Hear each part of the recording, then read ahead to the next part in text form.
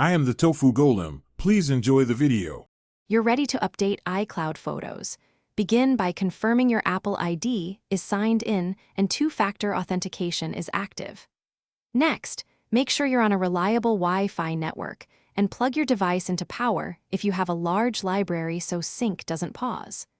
Then open Settings, tap Photos, and enable iCloud Photos to start uploading and matching originals. This initiates the cloud comparison process, so your local library aligns with iCloud's catalog.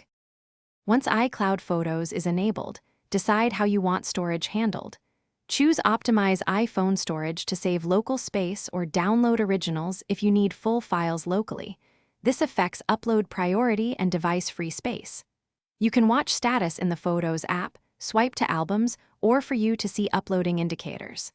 If uploads stall, check iCloud storage usage in Settings. Make sure you have enough room or upgrade your plan so photos and videos can complete syncing without being blocked. To finalize, verify that new items appear across devices and that edits propagate. Make a small edit to a photo and watch it update elsewhere.